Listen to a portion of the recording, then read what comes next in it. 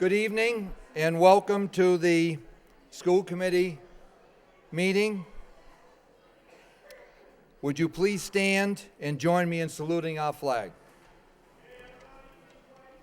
I pledge allegiance to the flag of the United States of America and to the republic for which it stands, one nation, under God, indivisible, with liberty and justice for all.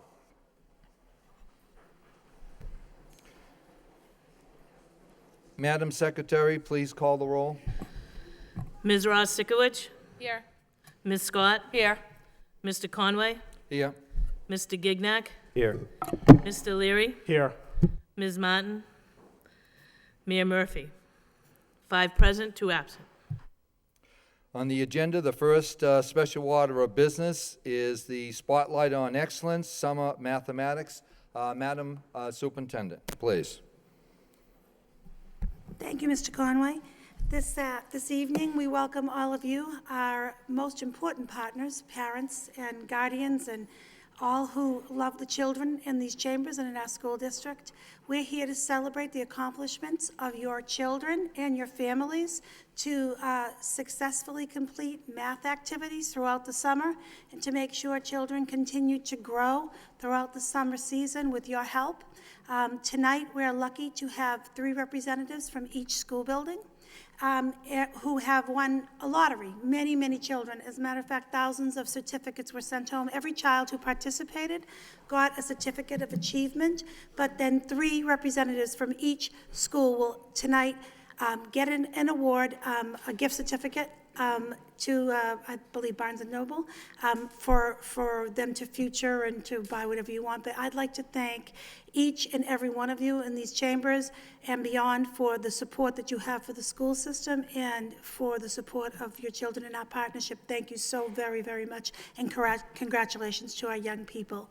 So for picture purposes, because we know that that's important to all, we're going to have each one of the children come up by school, and we'll shake hands with Mr. Conway and me this evening so we can just congratulate them. And then afterwards, so we don't have to be running around for pictures, we will allow time and kind of suspend the meeting for a bit so you can all come forward and take the pictures at your leisure, so you don't have to worry, you can just enjoy your child coming forward. And this will, of course, be televised on the Lowell School Committee meeting, and there's a schedule on the local TV channel. So we thank you all again for this, and we will begin the festivities. So I begin. Ms. Claire Abrams is the Assistant Superintendent for Curriculum and Instruction. It is under the guidance of the area of curriculum instruction where the calendars for the summer are determined, and the work is looking at standards and practicing with families. So I'm going to turn it over to Mrs. Abrams, who will be announcing the children, and if she wants to add any comments. Thank you very much, Superintendent. I just want to point out, before we do begin, we have 2 students tonight who were not here for the reading announcement when we called those, so they will be here tonight, and they will be recognized. Thank you. We'll begin with the Bailey School.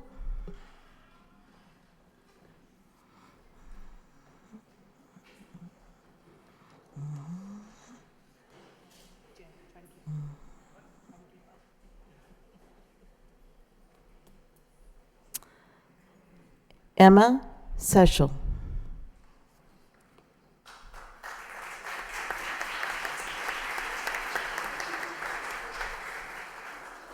Matthew Freer.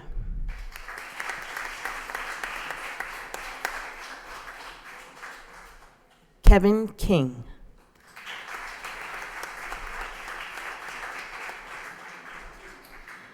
From the Bartlett School, Yadriel Rivera.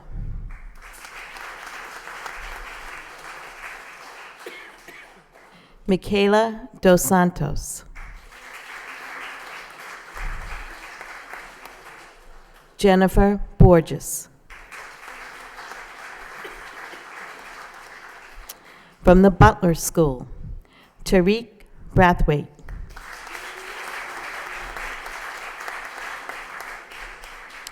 Shaden Pendon. Samrak Sisawath. From the Daily School, Donnie Curtis.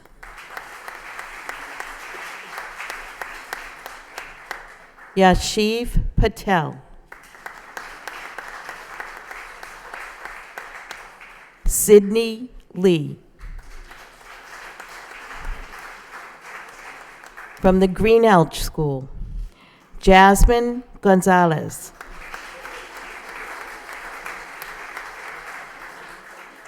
Cynthia Camara.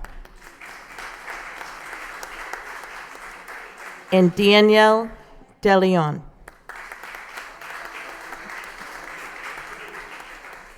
From the Lincoln School, Jasmine Chet.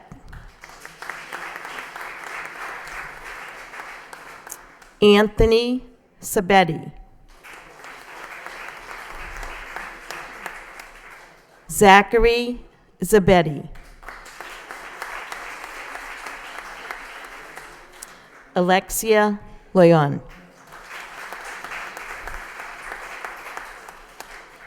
From the McAuliffe School, Jude Silva.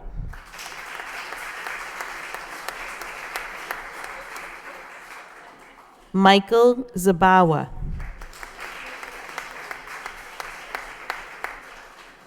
And Madison Woodworth Lombard.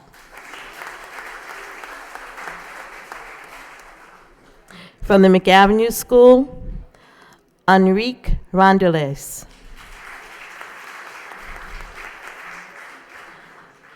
Cintiq Lima.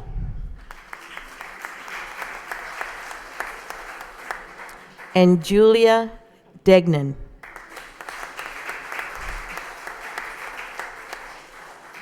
From the Moody School, Allison De Silva. Patrick Simoes. And Mustafa Salih.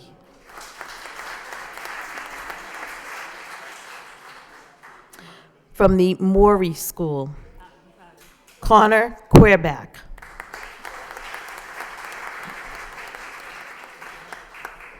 Isa Sengendo. Jaska Ray.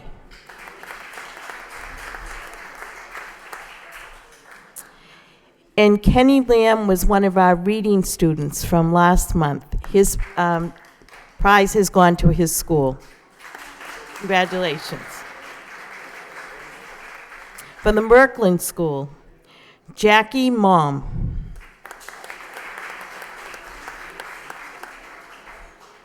Isaiah Quinones.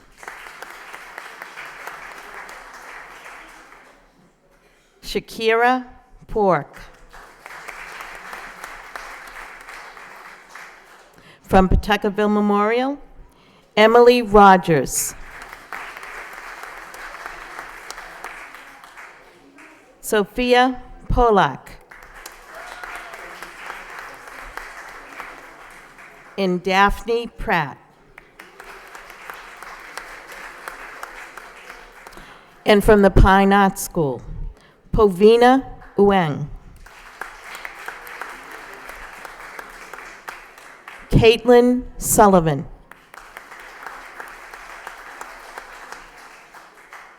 Emily Serrano.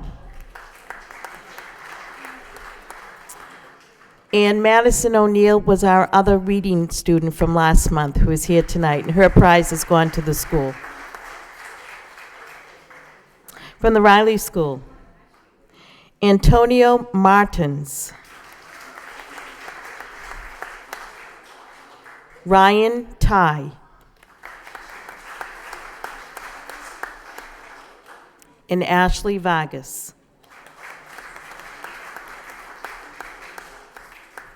From the Robertson School, Jeremy Encarnacion.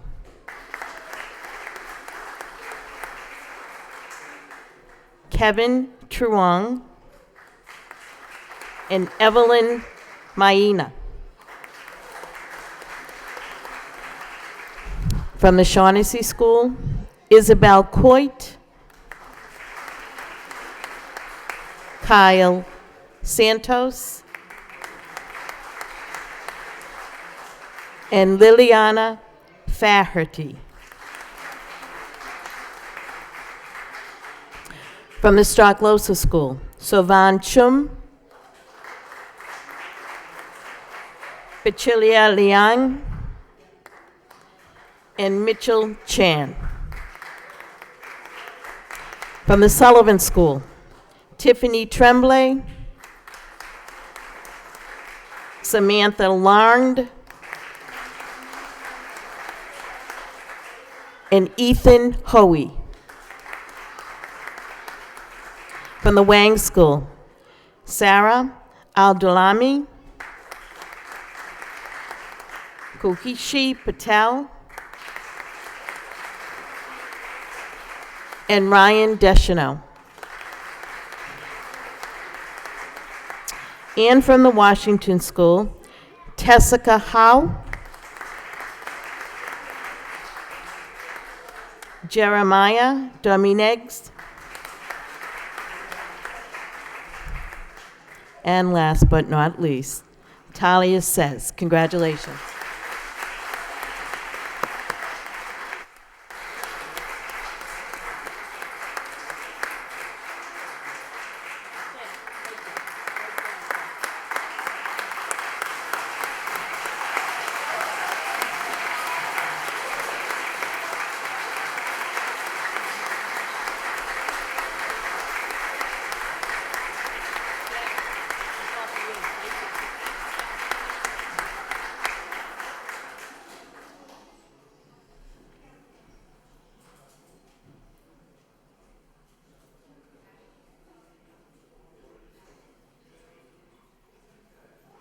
So we're going to come through again, probably in the same order, and if parents want to come forward to take pictures and come and get your children, that would be fabulous. So we're going to go this way, back again with the Bailey School parents. Come on down.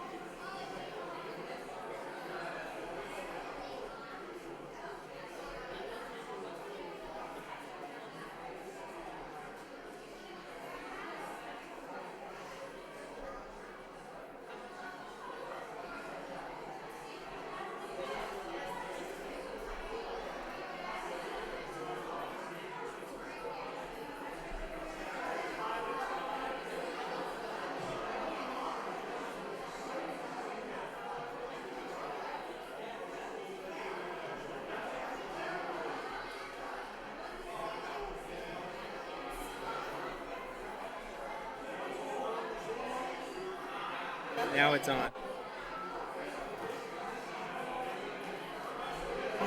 Now it's.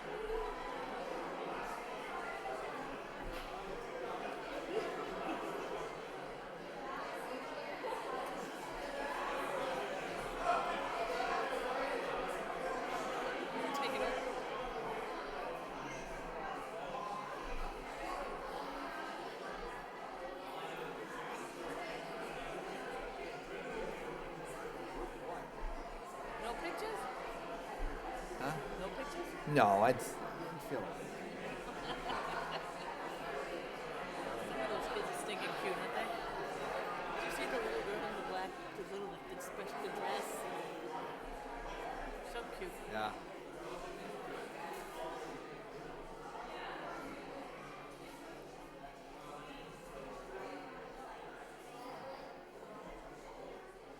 Are they taking every kid's picture? Are they gonna take every kid's picture? I don't know.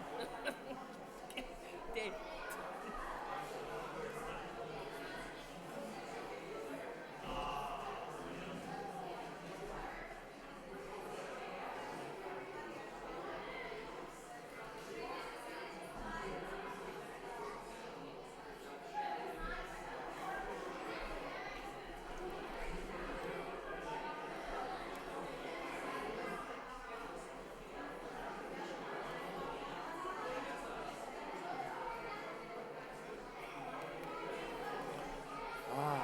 This is a nice comfy chair. Yeah, we can get used to that.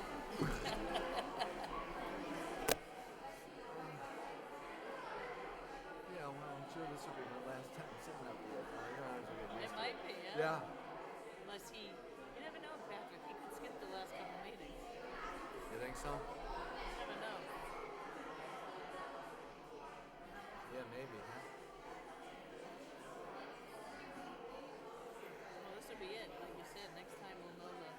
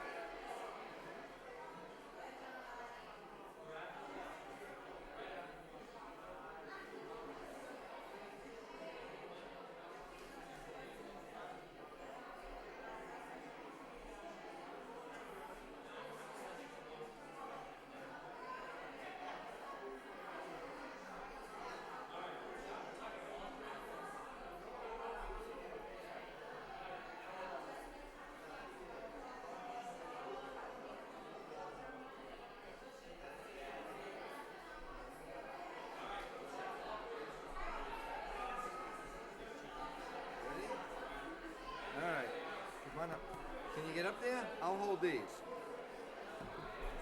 Okay. Here, you better hold Look on at to you. that. You're a Alright. big girl.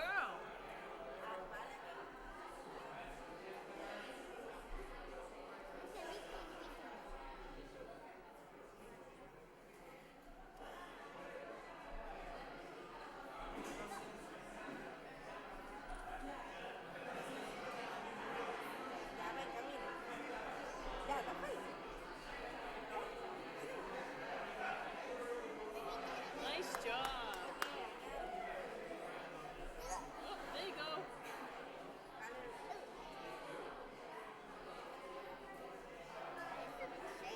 A big chair. It's comfortable. Very comfortable.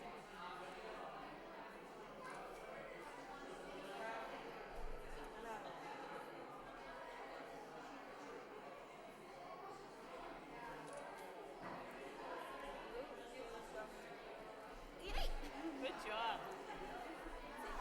Bye.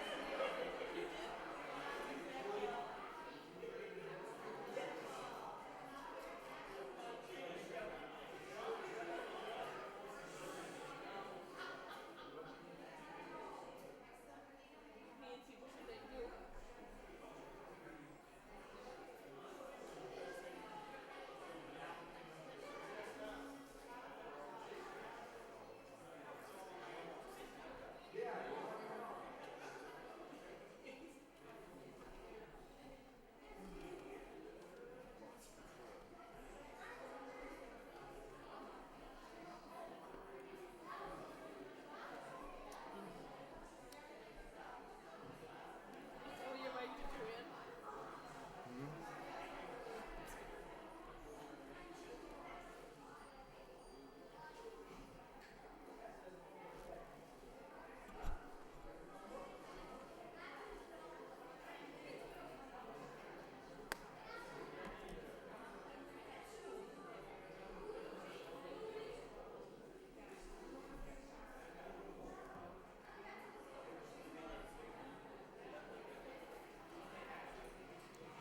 Is this, is the MTS thing gonna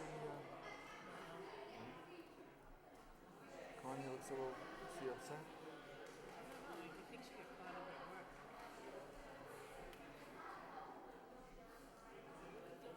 It is nice to see these kids come through. Yeah, it is. Yeah, take in consideration. Remember why we're here, right? Right.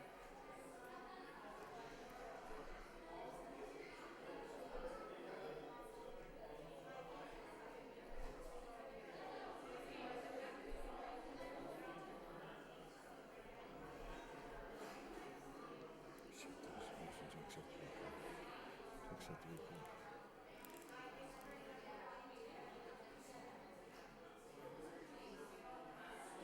Motion.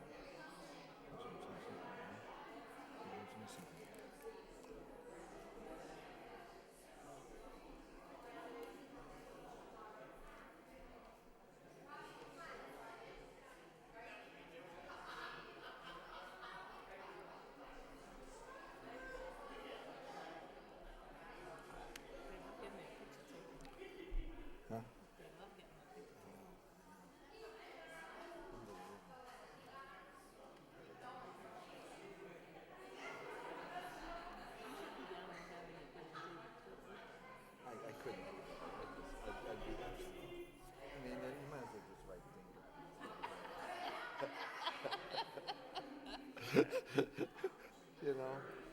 That's how you feel, though. I know you. Yeah, I'd be a little presumptuous. If I was a man, it'd be a different story. See you, Tony.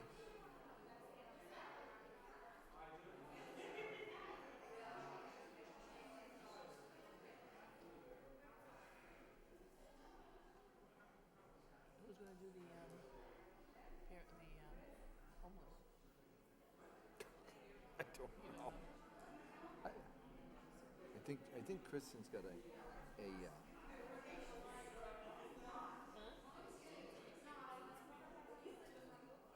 I don't know.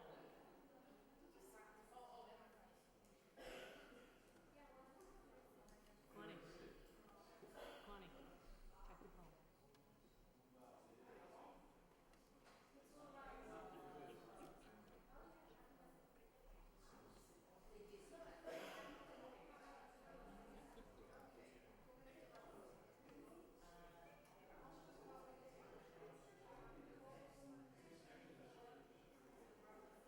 35?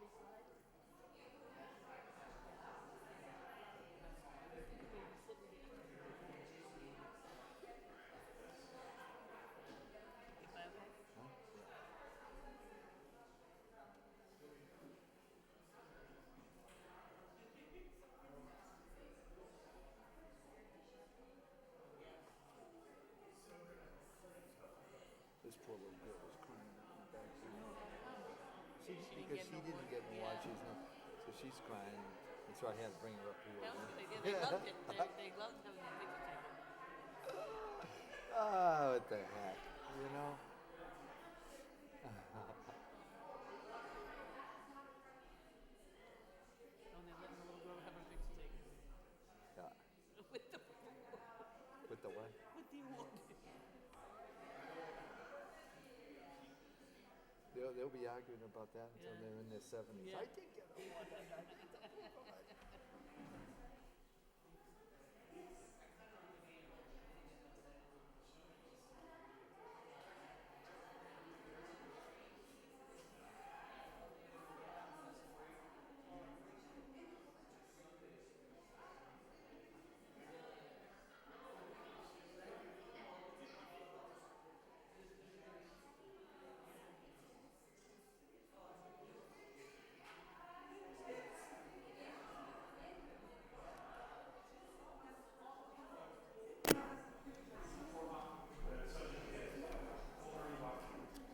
It's amazing how it just empties out. Huh? It just empties out.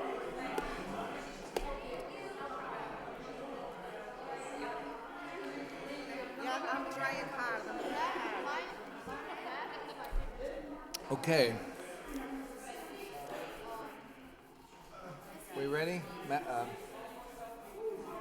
Madam Superintendent, we ready? All set?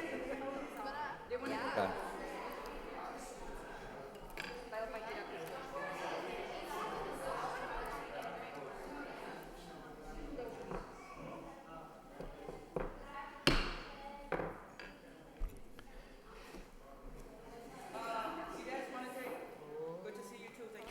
Next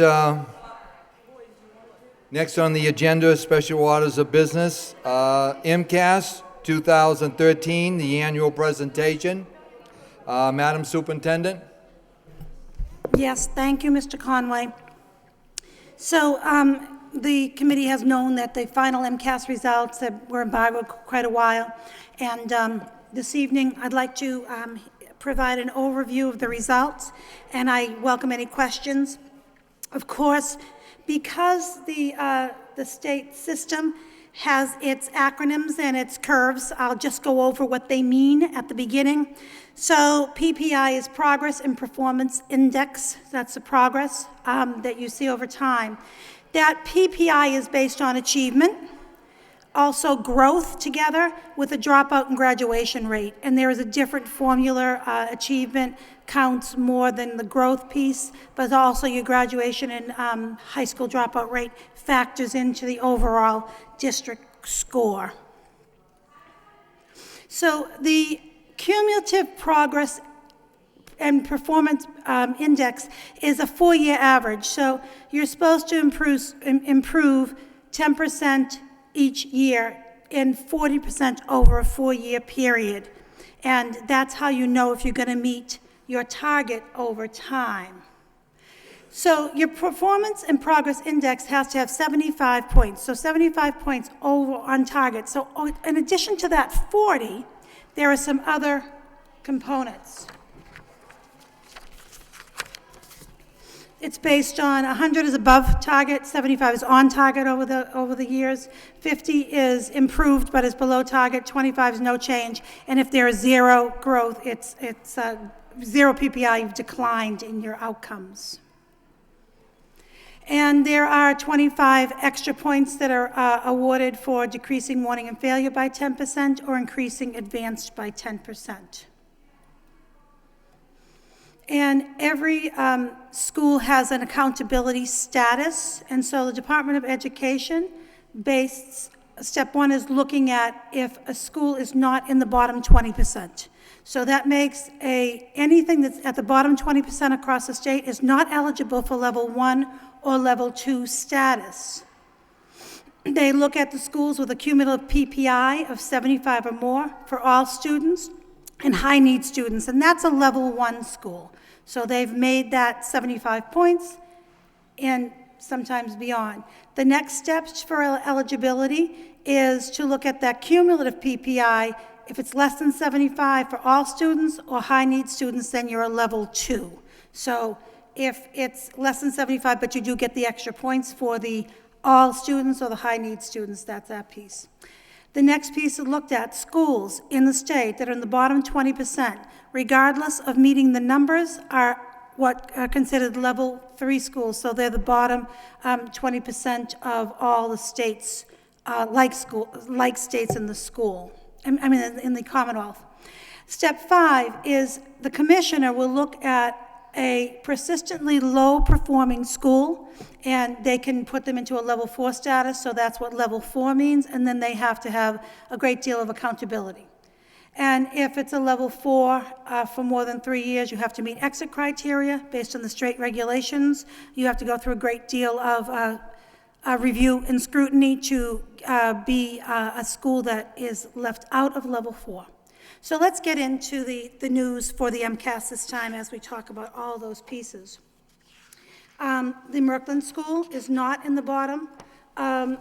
It's in the 26th percentile. Their CPPI is 91. They're above the target of 75%. They are a level 1 school. So the Merkland School has moved from level 4 to level 1 over the past 3 years. They were at level 1 status last year, but it is now where the state has considered us not having a level 4 school in our district. So that means that we are not a level 4 district anymore. We are a level 3 district. And so this slide shows the urban-like districts by accountability level. So Lowell is a level 3 school, and that's where they fall in the districts with the large urban settings. So we have, in this particular slide, that shows by color level 1, level 2, level 3, and level 4 schools. And so that's the accountability by level for the city of Lowell. So again, our level 4 school is not deemed level 4 at the Merkland, so we're now a level 3 district. So that is a very positive move for our school district, and that's just celebrating this. And so when you look at, and on the Department of Education website, information about each school is available. It tells the history, but when you look at the details in this particular slide, it talks about, this is an example of the Daly School. So the Daly School is a level 1 school. So it meets the targets for all students and all high need students, and it is, the school percentile is above the 20th percentile, so it's going to be above that. And then this next sheet, and this is really hard, it doesn't translate well, but it tells you the school percentile and growth over time. So that has information on 2009 through 12 at this particular point, and shows you how they've met capacity. The Daily School has maintained level 1 status for the last few years, so they've stayed constant, and they've maintained the capacity to make the growth that's necessary to maintain that piece. So if we're looking at the schools and how they've grown, this slide tells you from 2010, 11, 12, and 13 what has happened. So the Merkland School is the first one we're looking at percentile-wise. It was in the 23rd percentile in 2012, and it's now in the 26th percentile. They've gone up 3 points this year, but over time it's 23 points, I believe. McAuliffe School had a good deal of gain, and McAuliffe School is really interesting because these numbers are so contingent upon how you're doing with like schools. For instance, in the McAuliffe School, they have risen 12 points, but they're just on the 20th percentile. One more point would have made them in level 1 because they did meet all the other guidelines, but it comes into percentage of schools, so with one more point. So the McAuliffe has made great gains in a number of areas, but overall, they're still level 3, and with one more point, we'll go into level 1. Bailey School, over the last 2 years, 22nd percentile in 2012, jumped up 10 points. They're in the 32nd percentile in 2013. So there's been substantial growth over time at the Bailey School. So these are some of the stories to tell. Same thing with the Washington School. Washington School has gone up another 9 points in that particular. So these are your level 1 and level 2 schools. Bartlett Community was a school that we were very worried about. They were in the 4th percentile a year ago. Bartlett was one of the schools we were really concerned about for being the possibility of it being another level, a next level 4 school. But there was a really focused, targeted approach that took place in the Bartlett, and this shows 9 points gained, but also on the way to improvement, and that's the work that, with the support of this committee and many in the school department and at the school, we have done a concentrated look at with CTAC and doing some planning. So that was helpful gain. We were worried about that particular school. Another really good news story is the Pawtucket Memorial School. Anybody who's visited the Pawtucket Memorial knew that Principal Stahl said, all I needed was 1 point. Well, they increased by 7 points, and now they went from level 3 to level 1. And so that was a concentrated gain in that particular building. They've done a good deal of work, so there was good progress. The Riley School had a 15, within the 15th percentile in 2012, 19th in 2013, 4 points. That's another school. It's 1 point away from level 2 or level 1. I think it's level 2 in this particular case because it's extra points involved. So that's the second school that we are looking for just 1 point to get them into the next status. Stocklosa School has gone from the 11th percentile in 2012 to the 15th percentile in this particular year, and they have made gains that has helped them to stay above that level 4 piece. When you look at the growth percentile, and these are some of the slides that come from the state that you've been used to seeing over time, English language arts, the median student growth percentile score in 2013 was 48. In English language arts and 50 in mathematics. This is a comparison chart. It shows the growth in English language arts over the last 3-year period. And so from 11, we had some basically stayed about the same in all grades, but there was some growth in especially grade 10, grade 8, and grade 7 stayed just about the same. We do know that we have some work to do specifically in grade 5, where there was a decrease And we know that there was a good deal of curriculum change in that particular area, as well as in grade 4, there was only a 1-point difference, but we're looking at the item analysis pieces, what standards we have to look at and add to our curriculum for more growth. This is what's showing the district results in the area of English language arts, and this is the state, of course, is on the top, and it tells the district. So we were probably 1 percentage point, so we're about 1 percentage point less than the state growth piece, but we did have a higher growth in the state in grade 10, in grade 8, in grade 7, but where we have some challenges in grade 4 and 6, and especially in grade 5, and we still are looking strategically at grade 5. That transition year has been a problem, and we really are looking specifically at the writing curriculum and mathematics curriculums, but especially English language arts. There was a good deal of change. This is a growth year for grade 6, especially in writing and literacy, but the curriculum's changed quite a bit with Common Core. But those are our target years where we're looking for improvement in comparison to the state. So if we go to look at mathematics, we actually have, this is the growth percentile. So overall, we had a decrease in outcomes from 13 to 12, but we had a problem in 10th grade. So in 10th grade, just to let everybody know that there was a decrease in the score in grade 10, and there has been a targeted look at core courses, especially the algebra and the geometry courses, to make sure that the skills base is better in grade 10, but there was a decrease in grade 10, which is of concern. Grade 6, grade 8, and grade 7. Grade 8 had a bit of a 4-point rise, but grade 7, again, another grade that was hit with new standards in that particular area where we're doing the implementation for grade 7. So that was a year where we have to do some additional work.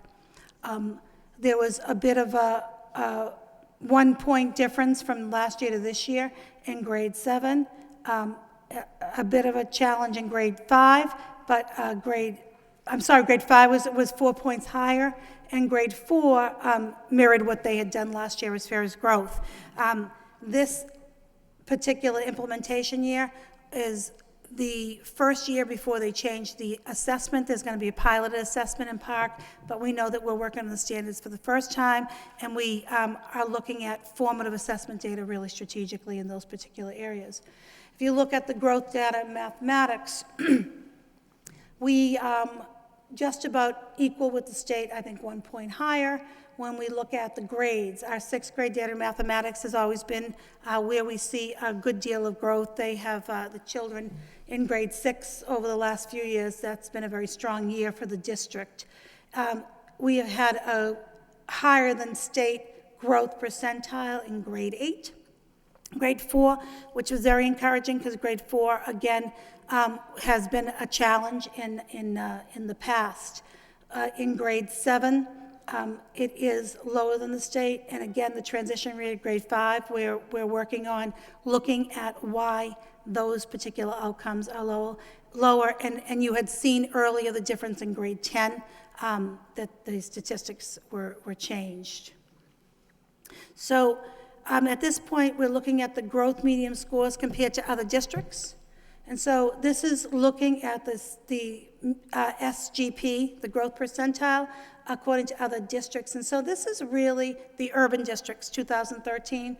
So this shows the red piece where Lowell is above the halfway point and has, compared to other districts, which they're very close in points, but you can see other districts almost the same as Worcester, the same exact score as Medford in growth, all the way. So we are more than higher than the middle of the pack in that particular area. This is the student growth percentile in English language arts.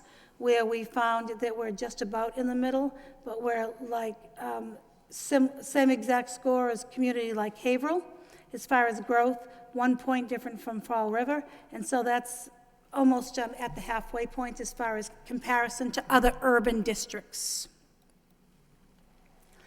In the area of mathematics, this is the SGP, which is at the 50th percentile, and that's where we came in comparison to other districts, and these are districts that are not urban districts, they are area districts.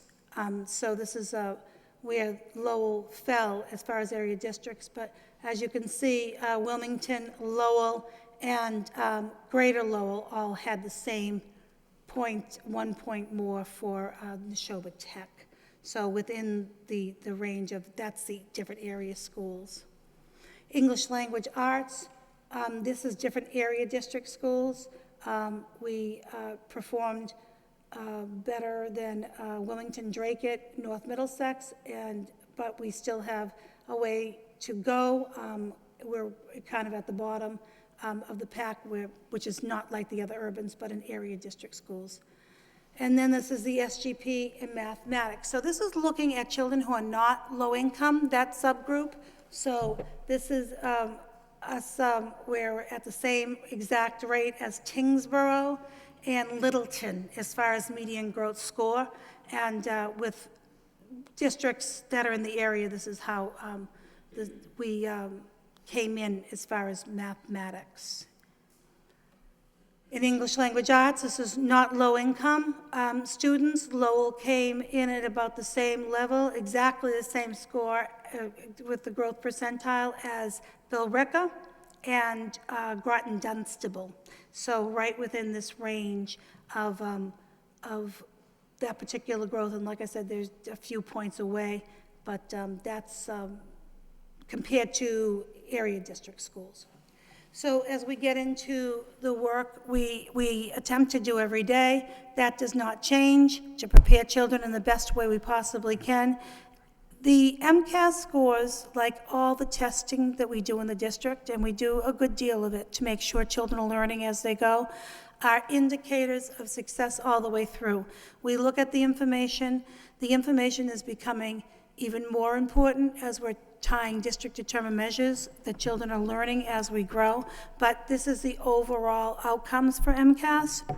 We saw some areas we were really pleased, but we really want to make much more progress, and we've been looking at, with the curriculum department and others, school improvement, making sure that we maintain above the level 3 level. It's nice to be in a level 3 district at this particular point, but that still indicates that we have work to do. And it is the goal of this school district, as it has always been, to make sure we deliver the best education we possibly can, and we continue with the same core values we have held together as an administrative team from the school committee side as well as from the administrative side. And so there's lots of information here, and I welcome questions or concerns you might have. Any questions? Ms. Martin, please. Thank you very much, Mr. Chair. A few quick notes. You know, I do think that certainly the headline of our entire district moving from a level 4 to a level 3 is impressive, and is something that all of our administrators, all of our staff, all of our students and families should be really very proud of. And I think that that certainly shows an impressive improvement in this last year. As always, we're certainly not satisfied with that. So as we move forward, I would like to make a couple different requests. First would be, I think the issue with the math scores dropping basically between 15 to 18 points in a single year. We look at these, and we've all looked at them over time. A difference of 2-3 points, that's understandable. We want to see continuous overall growth happening, but it's not necessarily statistically significant to see a 1 or 2 point shift over time, a 1 year to 1 year comparison. 15 to 18 points is significant.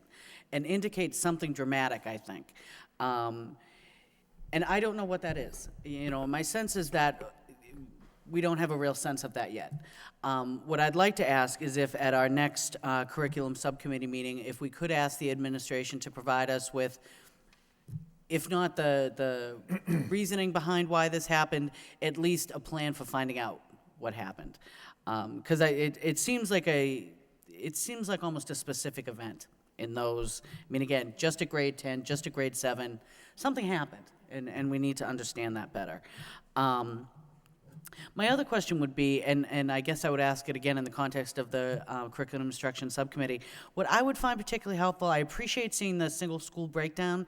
It would be really great for us to have a graph that would allow us to see every school, see the boiled down numbers, just so we can make comparisons, kind of a snapshot that would allow us to see where our schools are in comparison to each other. Not a lot of information from the high school in this report, and I think we're all very interested to see more information in that area. And again, those same comparisons, because we have a single high school, we can make comparisons across the Commonwealth. And I think it would be really helpful to see that, particularly, and if the high school subcommittee wants to participate, that'd be great too, because I think there could be some really interesting information there that might help us, and as we make our decisions moving forward. So those were the key things I saw. If we could at the next curriculum instruction subcommittee, and I would make that in the form of a motion, Mr. Conway, look at that. And motion by Ms. Martin, second by Mr. Leary. To receive those two reports. To receive both reports. All in favor? All opposed? So voted. Thank you, Ms. Martin. Ms. Ross-Sikowicz? Thank you very much. I echo Ms. Martin's points that were brought forward. The other questions I had about the MCAS scores, and I've had parents actually come to me and ask me why their children would have gone through their entire school year in honors, with sustaining higher grades, but then come home with MCAS scores for that same school year and they're underperforming. The math doesn't work and something's not working. And there has to be some there has to be some similarity, some correlation between the two. And it's rather concerning that the grades that they're coming home with on a quarterly or on a weekly basis with their testing and whatnot, it's not quite meshing with this standardized test, which is supposed to be testing them on all of those concepts that they're learning throughout the year, and their MCAS scores are showing them as underperforming. That's a real problem. That was all. Oh, and then my other question was, did we have any schools in the district that actually went down a level? Madam Superintendent? Yes, the districts, and I did bring a printout of the districts, the information that Ms. Martin had asked me. I just didn't have the newest version, so I will give that out. There's one mistake with the level 4.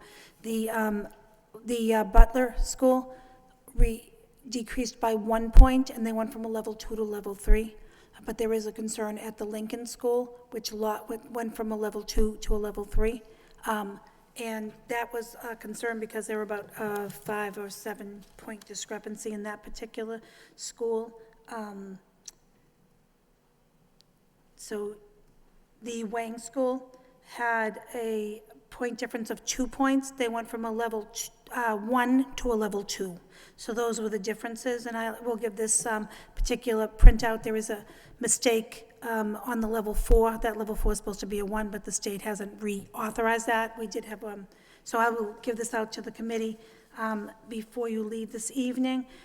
So the concerns being with any particular school that has made more than 2-3 points decrease. We'll be looking at them strategically to see what's going on at those particular schools, looking at the self-study, being involved. The new school that will be added to that list is the Lincoln School. Schools that are moving away from that particular part, we still are going to support them because just a couple of points difference does not make that's not a long-term sustainability plan, so we're looking at those particular buildings. I did want to touch upon the first comment that Ms. Ross-Sickert shared.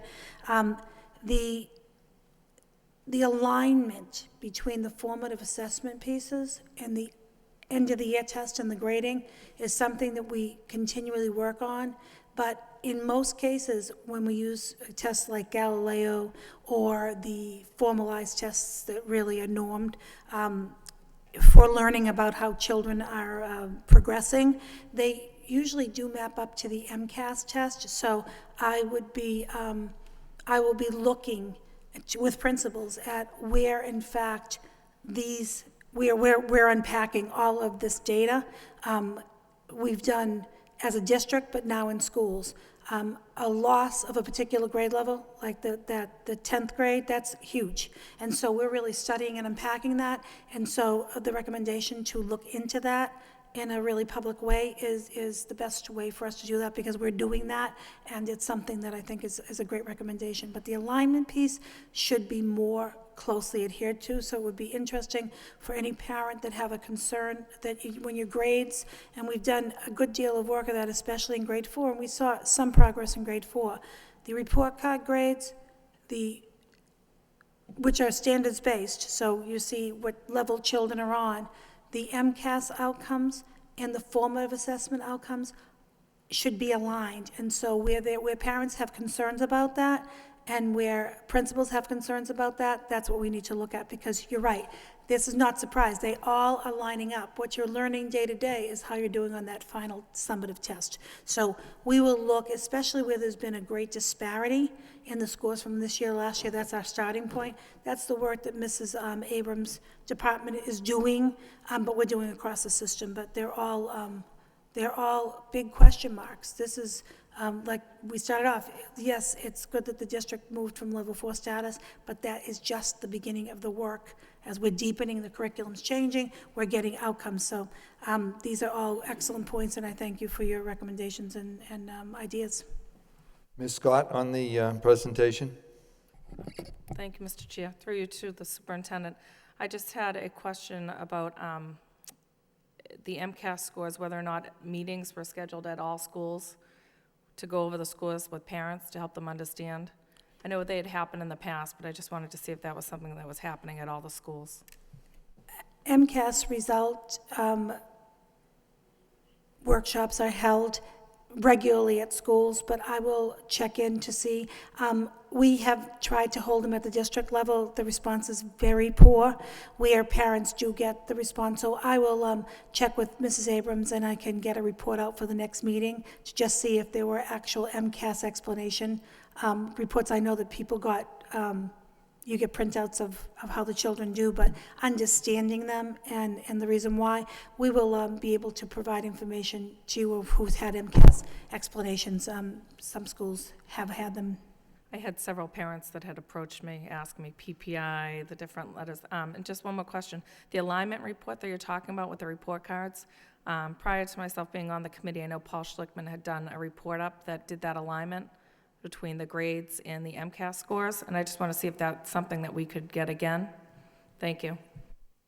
Mr. Leary on the presentation. Thank you. I wasn't going to say anything because I think Ms. Martin pretty well put it into the area we need to look at, but before we go out and just lay out the MCAS school to school, I think we need to propose, understand what the numbers mean, especially 10th grade, and actually have action plan steps to address it. You don't want to go into a meeting saying, here's the numbers, and have no clear understanding why, and you certainly want to have an action plan to change it. Thank you. Any further discussion on the presentation? Mr. Gignac. Thank you, Mr. Chair. Just very briefly, I agree with my colleagues, and I think the Ms. Martin's motion is the appropriate avenue to take. I just wanted to mention the fact that I personally understand how difficult it is to achieve those very few points of growth, and that's why I'm so concerned with the 7th grade and the 10th grade, because we have quite a way to go to get back to where we were. I mean, in some areas, we're 20 points back from where we were a year ago. So that's something, obviously, that the curriculum subcommittee is going to be working on, but that's something we, as a committee, need to look at regularly to make sure that we're addressing that immediately, because I can't imagine making up 20 points is going to be very easy. But the schools that did improve, I think they should be commended. We have some great progress, some great work being done. Actually, one of the students that received a gift card tonight said to Mr. Leary and I that if he gets a good score on his MCAS, his parents are going to buy him a iPhone 5, and he's only in the 2nd grade. So we have some bright kids and some very encouraging parents, but this progress is something that we need to watch very closely. Thank you. Any further discussion? Ms. Rosikowicz? I just have one final comment for grades 10 and grade 7. I mean, the differences or the reductions that we see, it's almost as if those children have lost an entire year. And I'm really concerned about their preparedness for the current grade that they're in for this school year, and what are the measures that are going to be put in place to ensure that those children are up to speed and are going to be able to meet the goals for their current grade. And if we could, in that report, even include intervention strategies that we're employing across the district would be great, as we, cull groups of children out that need that extra intervention. Thank you. Any further discussion? Madam Superintendent, thank you for the presentation. A motion to accept the report as a report of progress by Mr. Leary, second by Mr. Gignac. All in favor? All opposed? So voted. Next on the agenda is the minutes, the approval of the minutes of the regularly scheduled school committee meeting of Wednesday, October 2nd, 2013. Motion to accept the report and put on file by Ms. Rosikowicz, second by Ms. Martin. All in favor? All opposed? So voted. Next on the agenda, permission to enter October 16, 2013. Madam Superintendent. Yes, thank you, Mr. Conway. To the Lowell Parks and Conservation Trust in the amount of $24,000 to provide educational instruction to Lowell Public School students participating in the 21st century after-school programs on topic relating to the environment. Funding provided by the 21st Century Community Learning Center grant. To John Boutsellis in the amount of $12,000 to provide photography instruction to students at Lowell High Freshman Academy participating in the 21st Century After-School Program. Funding provided by the 21st Century Community Learning Center grant. To the University of Massachusetts Lowell, Songus Industrial History Center in the amount of $24,000 to provide industrial history instruction and programming to students participating in the 21st Century After-School Program.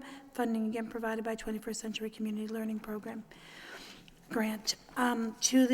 To Lowell Taekwondo in the amount of $18,000 to provide martial arts taekwondo program to Lowell Public School students participating in the 21st Century After-School Programs. Again, funding provided by the 21st Century Community Learning Center grant. Motion to approve by Ms. Rosikowicz, second by Ms. Martin. Roll call, please. Ms. Rosikowicz? Yes. Ms. Scott? Yes. Mr. Conway? Here. Yes. Yes. Mr. Lear? Yes. Mr. Gignac? Yes. Mr. Leary? Yes. Ms. Martin? Yes. Mayor Murphy? 6 yeas, 1 absent, approved. Next on the agenda are memorials. Marilyn Roll, sister-in-law of Mary Payne, District Support Specialist. Muriel Feeney, mother of Gail Feeney, principal of the Wang School. George N. Brunellis, husband of Cheryl Brunellis and father of Gina Brunellis, Stocklosa Middle School teacher. And Richard J. Warnick, brother of Stephen Warnick's Stocklosa Middle School music teacher. Please rise for a moment of silence and darken chambers.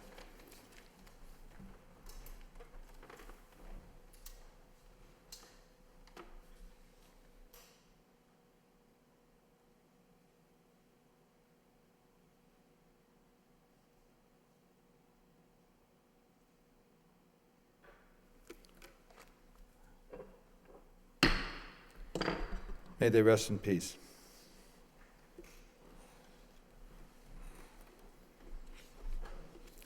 Next on the agenda, we have the motions.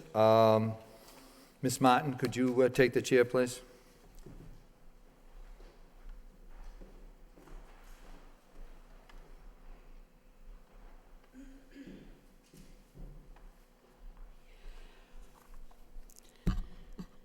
Our first motion this evening is by David Conway, to ask the superintendent to send a letter of congratulations to Jim McGurk, retired Lowell High School teacher and coach, for his newly published book entitled Candy Girl.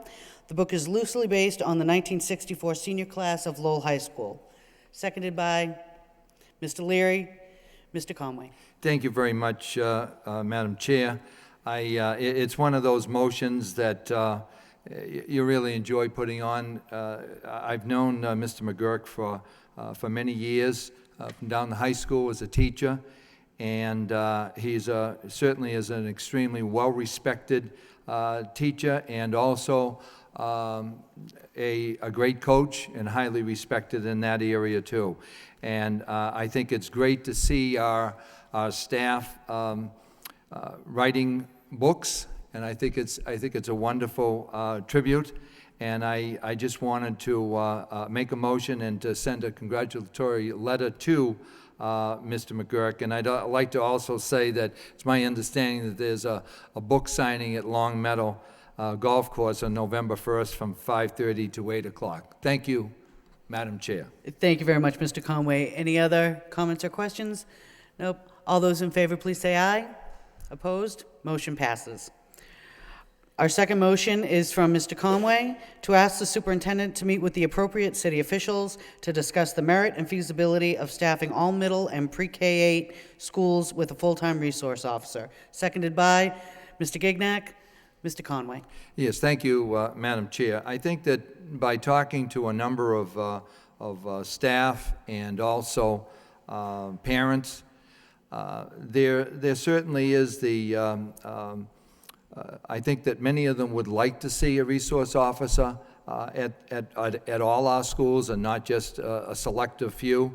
I think that when we take a look at the resource officers, there certainly is a different type of individual, a different type of job description than what many people were used to years ago. The resource officers are someone that are in some ways almost social workers at part of the day. They certainly are somebody that they're mentors, they advise students, and they go into the classroom, they talk about the law, and they talk about the importance. They talk about the importance of civic duties. So I think that coming up for the budget, this might be a good time to sit down and discuss the possibility or the feasibility of something like this happening, or a combination of it.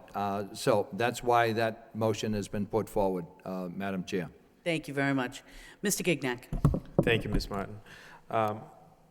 This question through you to the superintendent or deputy superintendent.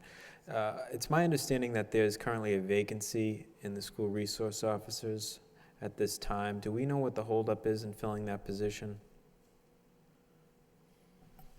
Is that the high school position? Yes. Do you know?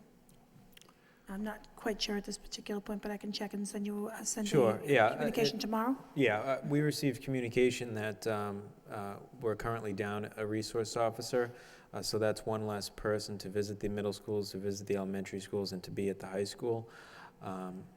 And I agree with Mr. Conway. I've heard from a number of people that there would be, schools would truly appreciate having an additional resource officer solely at their building. So I think this is a good time to discuss this come budget season, and hopefully we'll be able to figure something out. Thank you. Chair recognizes Ms. Rostikowicz. Thank you.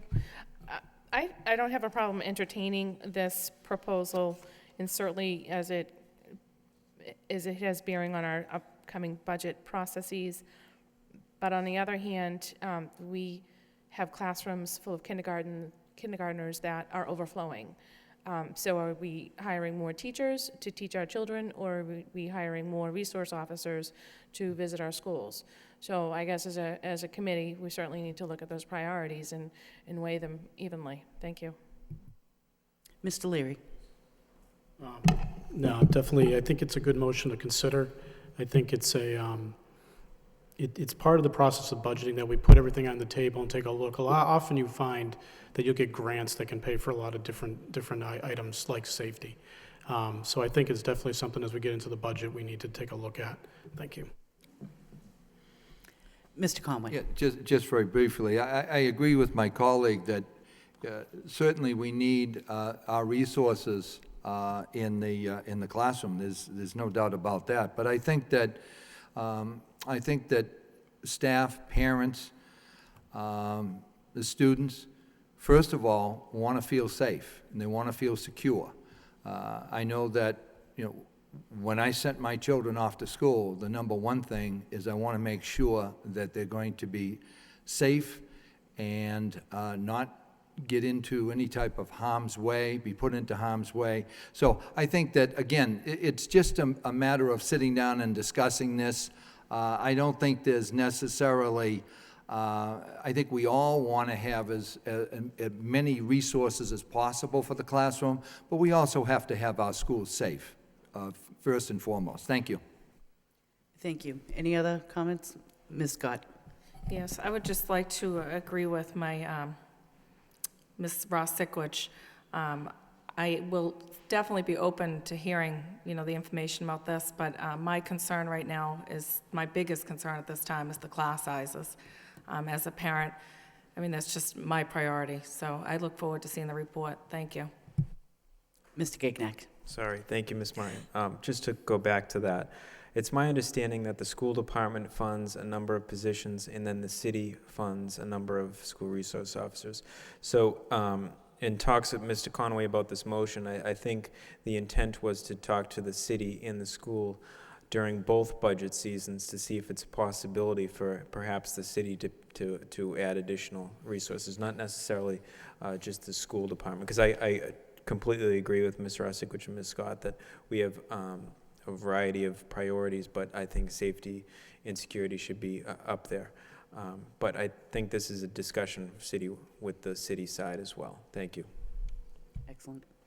No other comments? All those in favor, please say aye. Opposed? Motion passes. Thank you.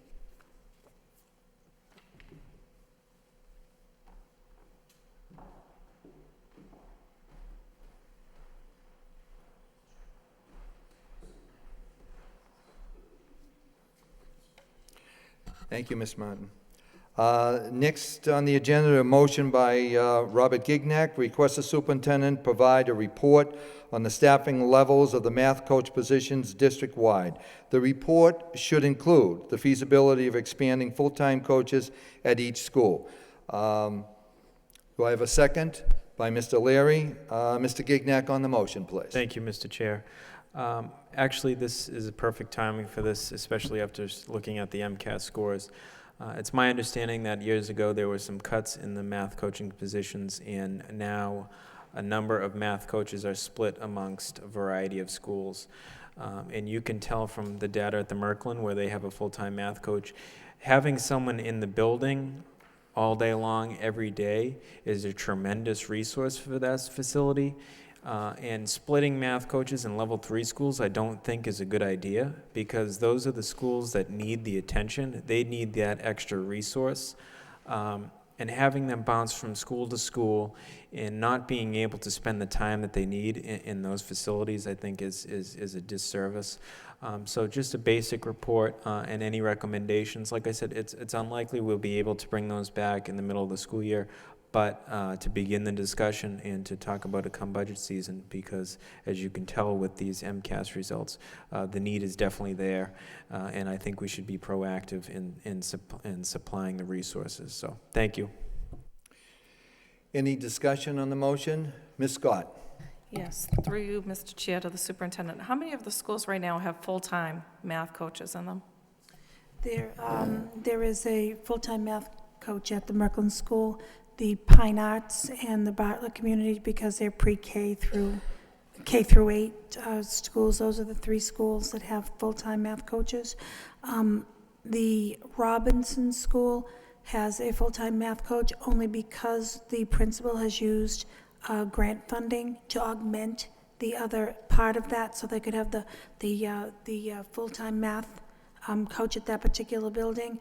In every one of the schools, it is a shared model, so it's 2 schools to every 1 coach. So it's a shared model in each of our other schools.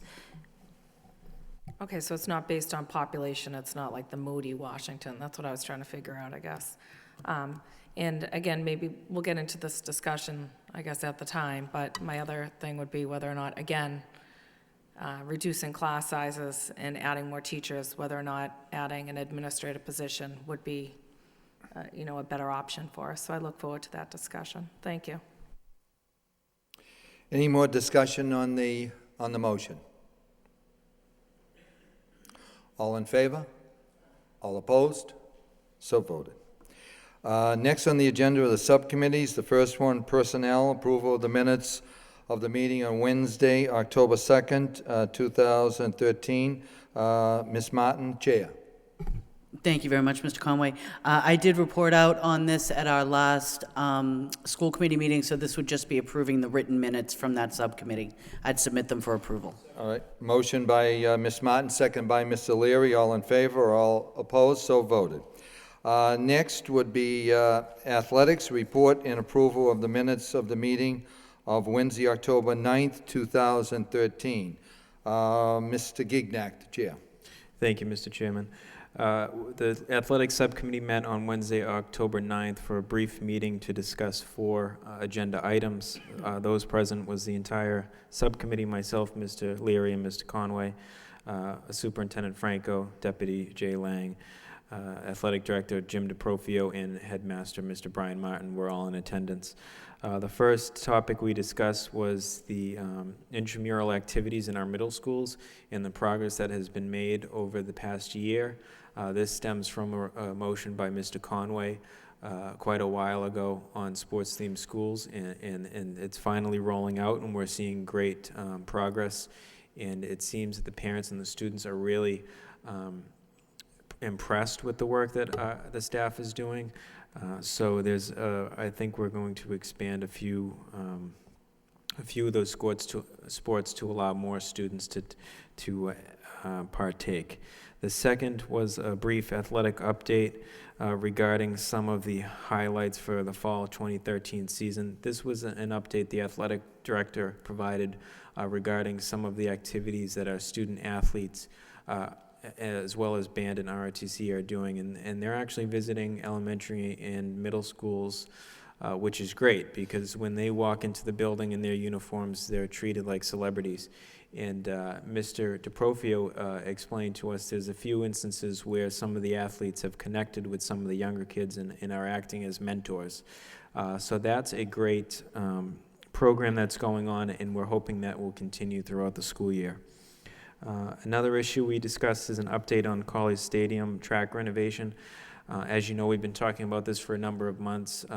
The high school administration is working with the city on getting some bids and beginning that process. We're hoping that a project will take place this summer if all goes well. And lastly on the agenda, we discussed the payments of stipends. This was a report that was referred to the subcommittee at the last school committee meeting. There was a brief discussion on how coaches are paid and what avenues are taken to notify coaches of the pay schedule and whatnot. It was recommended by the subcommittee that a pay schedule should be provided to all coaches each season, and if any changes need to be made, then each coach will be notified in writing. That way nobody is surprised. And that was the gist of the meeting. A motion by Mr. Leary, second by Mr. Conway, was made to accept this report as a report of progress. So I make that in the form of a motion, Mr. Chairman. It's by Mr. Gignac, second by Mr. Leary. All in favor? All opposed? So voted. Thank you. Next on the subcommittee is Lowell High School report on the meeting of Tuesday, October 15, 2003. Can I have a motion to defer that to the next school committee meeting by Mr. Leary, second by Ms. Martin. All in favor? All opposed? So voted. Next, under the subcommittee meeting curriculum, report and approval of the minutes of the meeting Tuesday, October 8th, 2003. Ms. Martin. Thank you very much. At our meeting on October 8th, present were myself, also members of the subcommittee, Mr. Leary and Ms. Scott. From Central Administration, we had Superintendent Franco, Assistant Superintendent Claire Abrams. 4 topics were discussed. First was a request from Sheila Kirschbaum, who's currently a doctoral candidate at the Graduate School of Education at the University of Massachusetts Lowell. She is also the director of the Songus Industrial History Center, and certainly someone who's been doing great work with and on behalf of the Lowell Public Schools for many, many years. She is, as I mentioned, a doctoral candidate and has requested to conduct a research study using Lowell students as they visit the Songus Industrial History Center. Primarily, she's going to be looking at the perceptions and students' perceptions specifically on the relationship of power and skill in the workplace and how that changes based on their experiences specifically at the Songus Industrial History Center. So it certainly will be a very an interesting study, I think, and it will give us, I think, some very interesting information about not only how our students take in information, but how it really changes their perception of the world around them, which is certainly what we hope education does every day. So it will be, the subcommittee did vote to approve and put this forward to the full committee for their approval this evening. So I would make that in the form of a motion. The motion is to grant permission for the students enrolled in grade 11, Lowell High School, Yep. U.S. History 2, to participate in the research study entitled High School Student Perspective About Work Skills and Power as Related to a Museum-Based Labor History Simulation, by Ms. Martin, second by Mr. Leary. Roll call.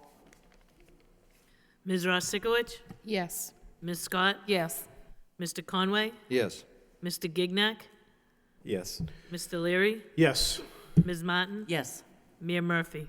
6 yeas, 1 absent, approved. Thank you. Our second topic for discussion was the selection by the administration in their presentation to the subcommittee of the district-determined measures for this current school year. This is a new dynamic, and it's basically a pilot that's happening across the Commonwealth.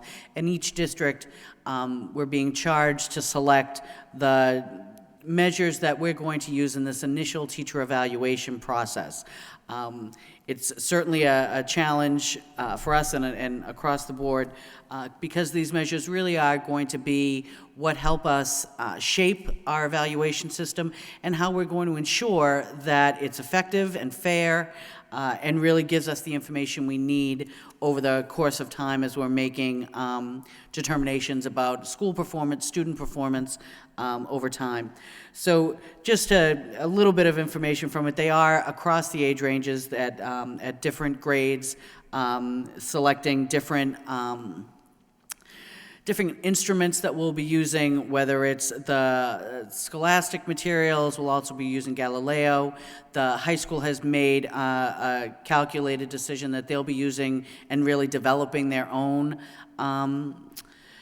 kind of metrics for this, which I think certainly makes sense. They're really going to be, at the high school level, they're going to be focusing on writing, so I think it makes a great deal of sense for them to be able to develop their own rubrics around this to ensure appropriate rigor at that level. And I think one of the key things as we look at it, you know, the measures are selected specifically because they're going to give us, and the language I think used by the administration and by the Department of Elementary and Secondary Education as well, is that it's really going to show us the nexus between teachers' professional practice and its impact on student performance, which is at the end of the day exactly what we need to be tracking on both sides of that formula. How we support teacher performance and again, the improvement always of professional practice, and the real numbers as in terms of how our students perform and knowing the relationship between those two things is obviously going to be of critical importance, but particularly so at this point as we enter into this kind of new age of teacher evaluations. So that was presented as a report of progress.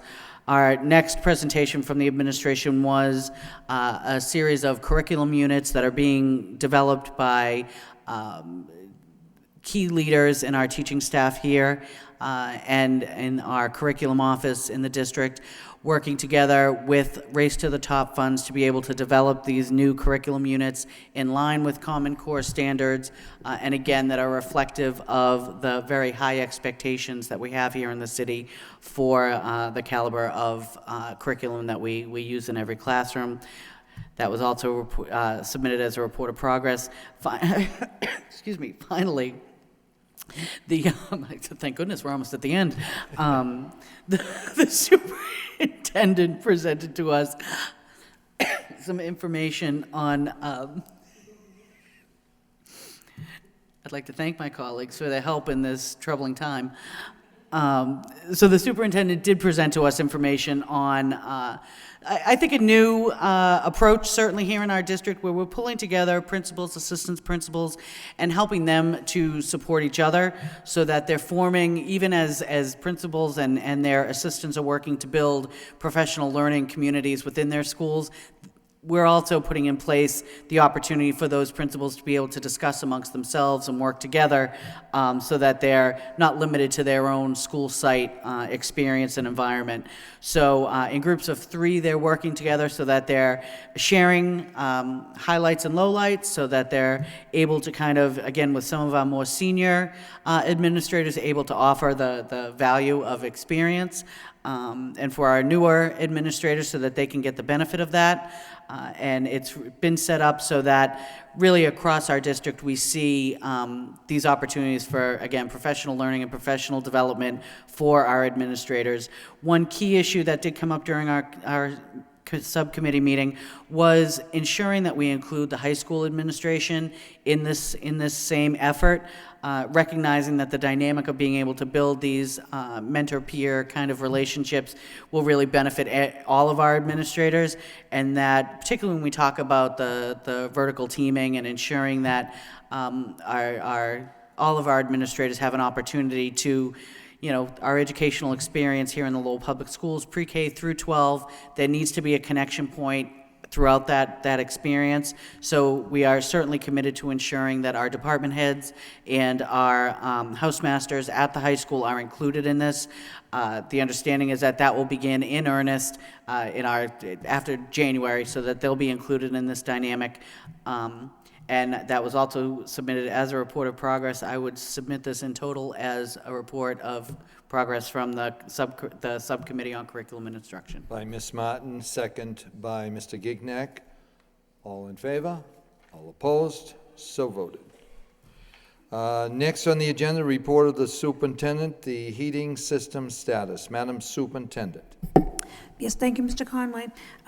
In response to a motion made by committee members Kristen Rusikowitz and also Kimberly Scott, request the superintendent provide a report on the age and efficiency of the heating systems at our schools, current system issues, whether or not there is a way for school staff to override the systems when needed, and the plans and timelines which will resolve any ongoing issues.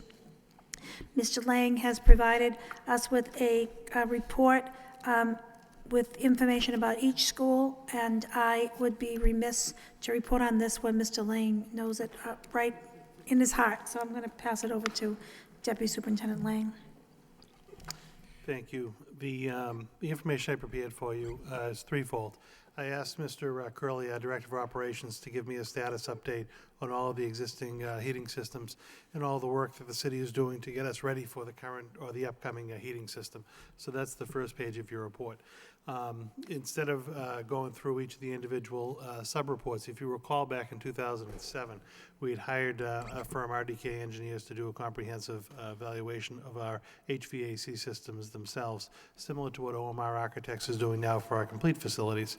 But I took just a sampling out of that report to give you an idea of what we actually do have on hand. I didn't make you a photocopy of the whole report. It's in my office if anyone would like to read it. But I gave you a cutout of the Lincoln School to serve as an example. So there's an overall summary of the school, recommendations around what needs to be repaired. And then we've incorporated those findings into the city's capital plan. And just over the course of the summer, there's continued work ongoing. We were able to do and address some of the HVAC projects at the Butler School, some at the Pawtucket, the Bailey, and the Pine Arts, and we continue to get further into the renovations. Just to give you a sense of what I gave you, but I'd be happy to answer any questions. So the first 4 or 5 pages of the actual issues that are outstanding right now are the issues that DPW has been addressing over the summer and into the fall as we get prepared for the heating season. Mr. Gignac? Thank you, Mr. Chair. I do have a number of questions, but I'm not going to belabor it. If I make a motion to refer this to the Facilities Subcommittee for further discussion. Motion by Mr. Gignac, second by Mr. Leary. All in favor? All opposed? So voted. To continue on, new business, school committee member appointment to the Hunger Homeless Coalition. Oh, I'm sorry.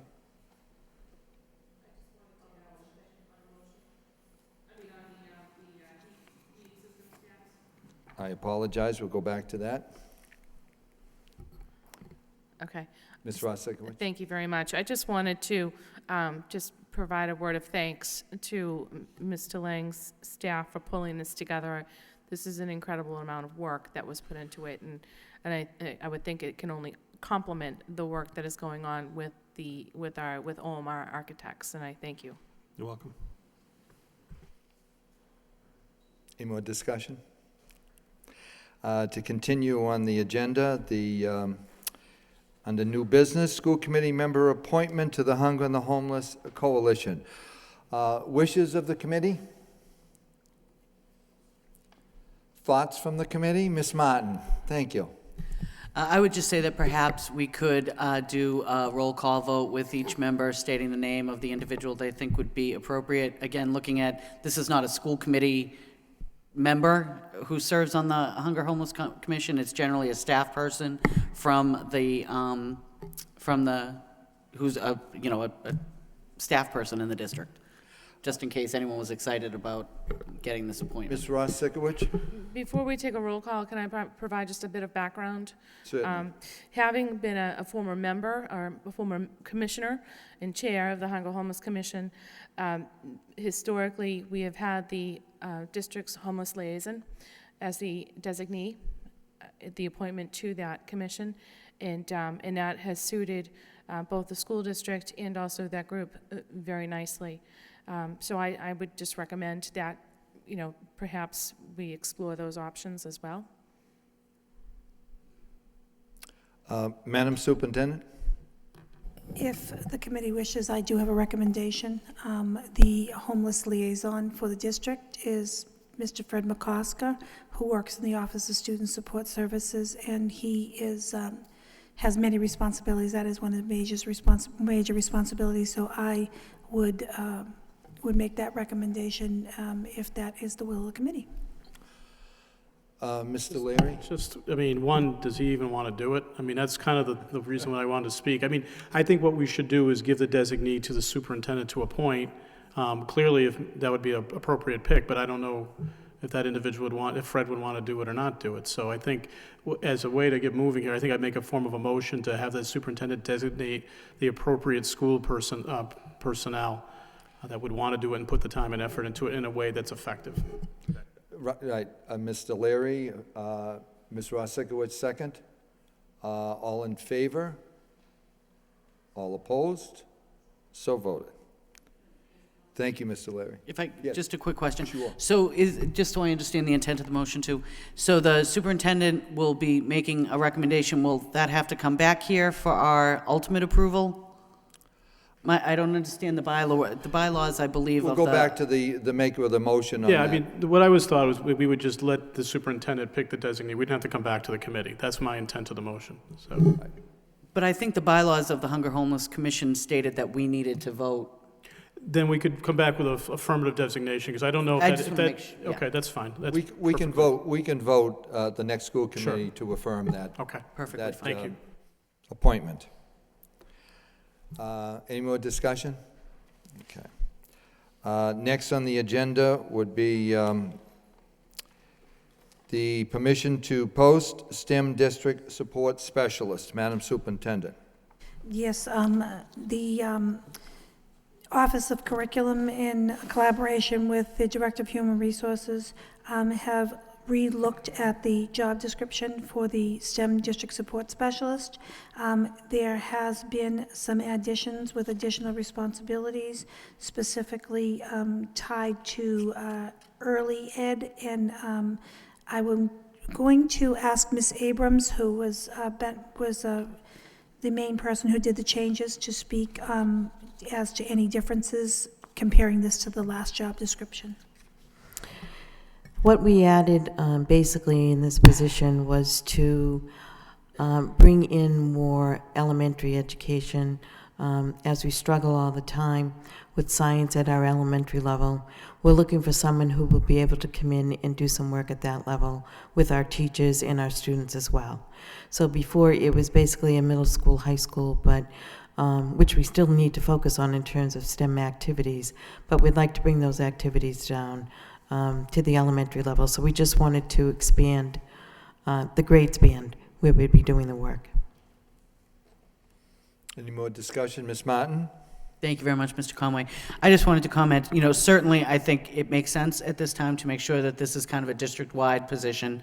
I think, as we've had a number of conversations about budget priorities this evening, this is one of those other areas that falls into that kind of conversation. When we come to our budget season, we're going to need to be talking about different ways that we can support this STEM effort other than just, a staff person here and there. But one thing I did want to comment on that I really did appreciate seeing in the posting was the idea of this individual working with school administration to plan a new STEM middle school. It's obviously been a real priority, certainly coming out of the Curriculum Instruction Subcommittee. We've talked about it a great deal, and I'm extremely pleased to see it listed specifically as one of the key endeavors for this new position, so that we'll be looking at an ambitious start for this kind of STEM-focused middle school here in the district. So thank you.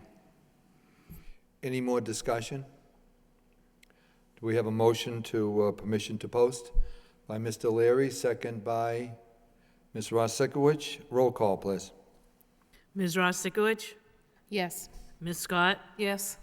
Mr. Conway? Yes. Mr. Gignac? Yes. Mr. Leary? Yes. Ms. Martin? Yes. Mayor Murphy? 6 yeas, 1 absent, approved. Next on the agenda, under new business, the accepted donation from the HP Corporation. Madam Superintendent? Yes, thank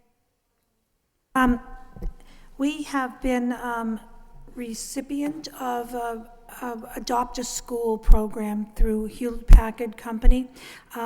It has come to our attention that a program that Hewlett-Packard uses nationally is to adopt a school. And so we are the lucky recipients of over $19,000 worth of equipment that was donated to the Moody School.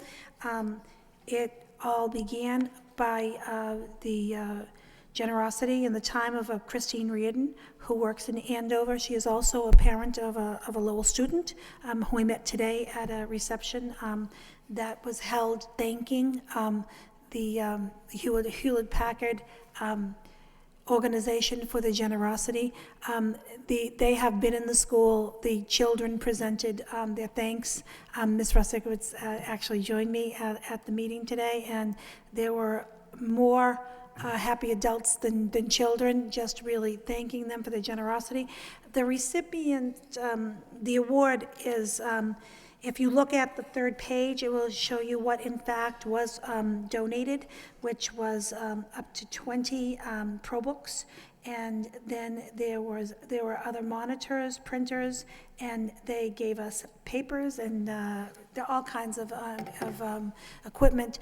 The Hewlett-Packard organization also began their partnership with the Moody School this past summer, where they donated backpacks and books to children. And so they were very articulate in sharing that their favorite school that they've been to has been the Lowell School. And so we, in fact, will make sure that they love other Lowell schools if that's possible. But I'd like to thank Principal Roberta Keefe and her staff, but especially the Hewlett-Packard organization, who were very generous and very gracious. And as usual, our children did us very proud. They were very sweet and articulate newcomer students.